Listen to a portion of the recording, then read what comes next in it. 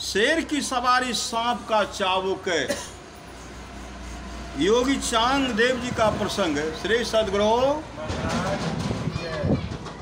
प्रस्तुत प्रसंग योगी चांग देव जी का है। उनकी आयु 1400 वर्ष की थी। चांग देव की आयु 1400 वर्ष की थी। उन्होंने संत ज्ञानेश्वर की कीर्ति सुनी, सोचा उन्हें पत्र लिखे। प्रश्न आ खड़ा हुआ संबोधन का। संत ज्ञानेश्वर मात्र 16 वर्ष के थे, उन्हें पूज्य कैसे लिखे? ये 1400 वर्ष के हैं और संत ज्ञानेश्वर मात्र 16 वर्ष के।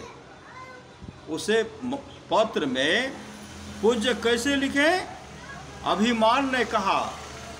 उसे पूज्य कैसे लिखे? अभिमान ने उन्हें कहा। इतने बड़े संत को चिरंजीव कैसे लिखें? विवेक ने टोका। असमंजस में बिना कुछ लिखे ही कोरा कागज पत्र के रूप में भेज दिया। सादे पन्ना भेज दिया। श्री सद्गुरु महाराज की जय। संत भावों की भाषा जानते हैं। कोरे कागज का अर्थ समझ गए। बहन मुक्ताबाई ने उत्तर लिखा, आपकी आयु 1400 वर्ष की हो गई, फिर भी आप कोरे के कोरे ही रह गए। कौन? संत ज्ञानेश्वर की बहन जो थी मुक्ताबाई, वह भी मोक्ष को प्राप्त की थी। संत ज्ञानेश्वर 3 भाई थे। बड़े का नाम था निवृत्तिनाथ, उनसे छोटे का नाम था संत ज्ञानेश्वर। सबसे छोटे भाई का नाम था निवृत्तिनाथ। सबसे बड़ा था निवृत्तिनाथ, उसके बाद संत ज्ञानेश्वर।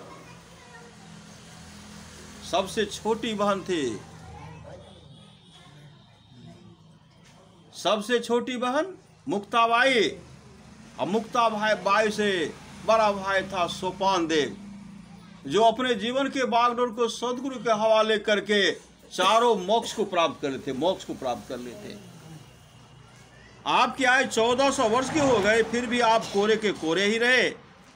चांग देव को लगा भूल हुई, मिलने चल पड़े। पर सिद्धि बल दिखाने के लिए शेर की सवारी और सांप का चाबुक बना। शेर पर सिंह पर बैठ गए और सांप का चाबुक बना लिया। ज्ञानेश्वर समझ गए अभिमान गया नहीं। अगवानी के लिए जिस पत्थर पर बैठे थे संत ज्ञानेश्वर, तीनों भाई और बहन चारों मिलकर के जिस पत्थर पर बैठे हुए थे, पत्थर को ठोकते हुए कहते, चलो संत का स्वागत करने के लिए। जैसे पत्थर को ठोकते हैं, उड़ते हुए चले गए, उड़ते हुए सब जा रहे। श्री सद्गुरु महाराज की। पत्थर पर बैठे थे, उसे चलने की आज्ञा दे। पत्थर चलता देख चांगदेव को बोध हुआ, जानवरों को वश में करने वाले से जड़ पदार्थों को वश में करने वाला श्रेष्ठ है। उन्होंने आयु का अहंकार छोड़ा और संत ज्ञानेश्वर जी के शिष्य बन गए। श्री सद्गुरु महाराज की।